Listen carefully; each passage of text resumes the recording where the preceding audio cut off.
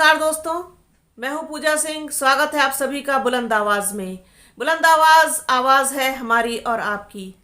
आज जिस विषय पर मैं बात करने वाली हूं वो विषय आज पूरा दिन सुर्खियों में बना रहा। पूरे देश की मीडिया में, पूरे देश की आम जनता में बहुत सुर्खियों में था। हलचल बनी रही, मीडिया में भी हलचल रही, यूट्यूबर्स में भी हलचल रही। और वो मुद्दा है चुनाव, दो महत्वपूर्ण राज्यों के चुनाव, इसके अलावा कई राज्यों के उपचुनाव। गुजरात की अगर बात करें या हिमाचल की बात करें या उत्तर प्रदेश की बात करें तो उसमें बड़ा उलटफेर हुआ है। कुछ चीज़ें पहले से ही पता थी कि ऐसा ही होगा और कुछ चीज़ें बहुत ही आश्चर्यजनक तरीके से परिणाम देने वाली भी सामने आई।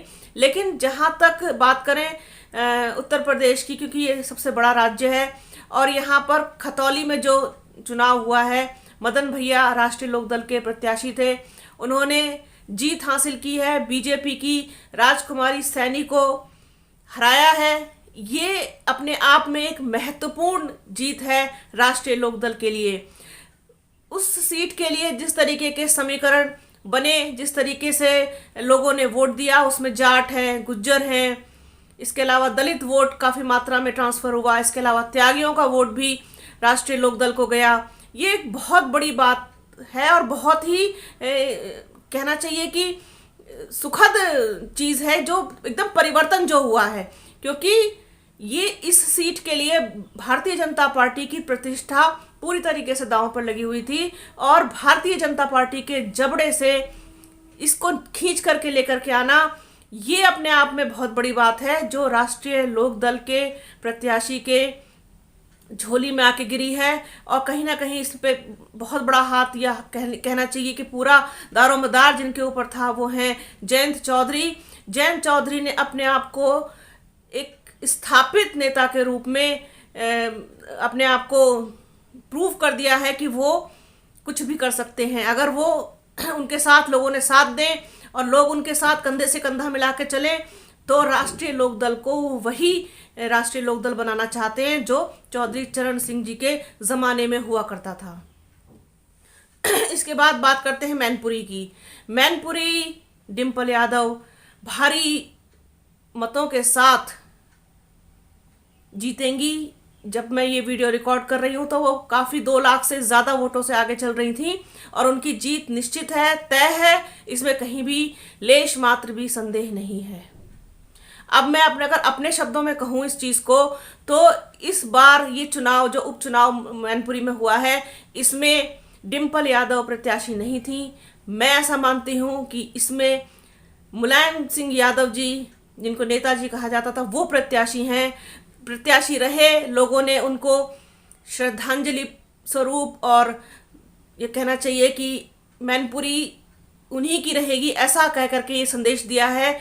और जितनी भारी संख्या में डिम्पल यादव को वोट मिले हैं वो साफ तौर पर ये बता रहा है, साफ तौर पर ये इंडिकेट कर रहा है कि ये निश्चित रूप से स्वर्गीय मुलायम सिंह यादव जी को श्रद्धांजलि है। इसके बाद रामपुर में जो हुआ, वहाँ पर बीजेपी प्रत्याशी की जीत हुई है, आसिम राजा हार गए हैं। तो ये पहले से ही कहीं ना कहीं इसके समीकरण और अनुमान लगाए जा रहे थे। इसका पहले से ही ये एग्जिट पोल में भी यही था कि ये सीट बीजेपी की खाते में जा सकती है, तो वो चली गई। इसमें कोई बहुत आश्चर्य वाली बात नहीं है, क्योंकि जिस तरीके से आजम खां का बयान और जो भी कुछ है, क्योंकि मुझे बहुत ज़्यादा डीप नॉलेज इसके बारे में नहीं है, ना ही मैं उस तरीके से इस पर कोई टिप्पणी करना चाहती हूँ, लेकिन ये सीट जानी थी बीजेपी की झोली में, सो चली गई।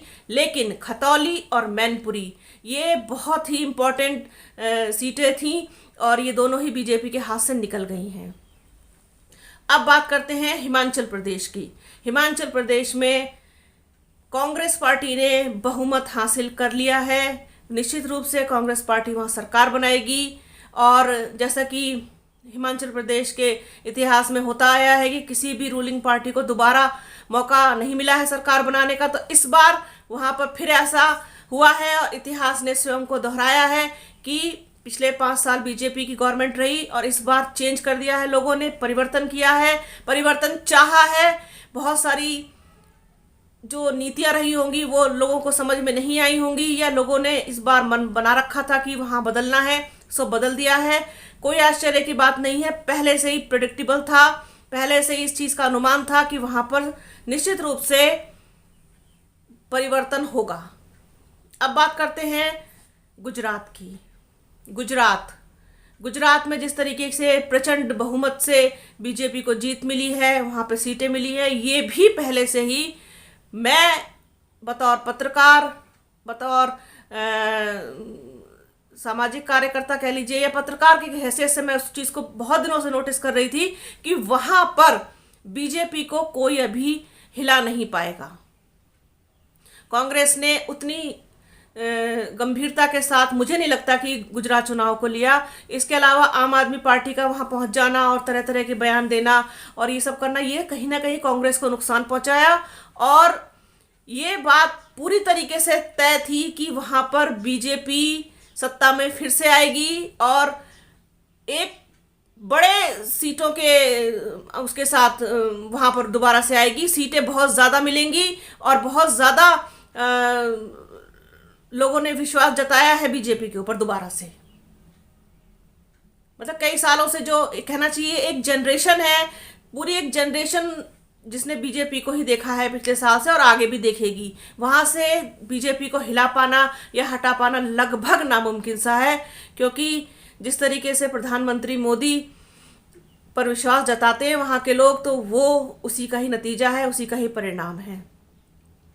और कुल मिलाकर के इस बार ये जो चुनाव हुए हैं, इसमें कुछ भी हैरान कर देने वाला मुझे ऐसा नहीं लगा, चाहे वो मैनपुरी हो या रामपुर हो या खतौली। हाँ, खतौली में मुझे ज़रूर इस बात का कहीं ना कहीं था, लेकिन जिस तरीके से जयंत चौधरी और चंद्रशेखर रावण एक साथ आए, दलित वोट भी बहुत ज़्यादा मात्रा में राष्ट्रीय लोकदल को गया, इसके अलावा त्यागियों का वोट गया, जाटों का गया, गुज्जरों का गया, मुसलमानों का गया। सभी लोगों ने एक कहते हैं कि ना भाईचारे की जो मिसाल दी है, वो खतौली चुनाव से आप देख सकते हैं।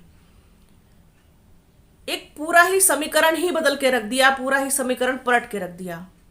तो आज के इस वीडियो में मैंने अपनी तरफ से अब तक की जो मेरे जितने भी वीडियो रहे हैं, उसमें मैंने पहली बार थोड़ा सा पॉलिटिकल इशू पर बोलने की कोशिश की है, थोड़ा सा अपने हिसाब से चीज़ों को समझने की और आपको समझाने की कोशिश की है। हालांकि आप सब बहुत ज़्यादा समझदार हैं और मुझसे कहीं ज़्यादा पॉलिटिक्स आप लोग जानते हैं, लेकिन फिर भी मेरे हिसाब से जो मुझे सही लगा वो मैंने इसमें कहने की कोशिश की है। और तब तक मैं थोड़ी सी अपने अंदर और परिपक्वता लेकर के आऊँगी कि मैं राजनीतिक मुद्दों पर भी, क्योंकि वो सामाजिक मुद्दों के साथ भी कहीं ना कहीं जुड़े रहते हैं। हमारे देश में लोकतंत्र है और चुनाव लोकतंत्र का ही सबसे अहम हिस्सा है, और जिस तरीके से लोकतंत्र की खूबसूरती को बरकरार रखा है जनता ने, वो वास्तव में बहुत ही सराहनीय है, बहुत ही प्रशंसनीय है। इसी तरीके के और तमाम मुद्दों पर मैं अपने वीडियोज़ आपके सामने लाती रहूँगी। हमारे चैनल बुलंद आवाज़ को लाइक कीजिए, शेयर कीजिए, सब्सक्राइब कीजिए। जल्द मिलूंगी आपसे एक नए वीडियो के साथ। तब तक अपना ख्याल रखिए और जय हिंद।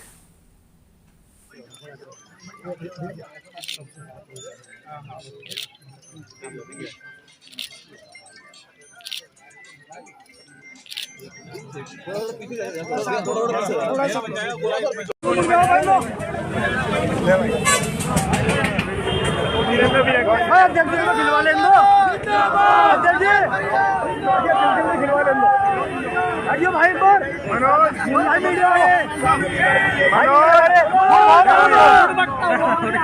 लो भाई लो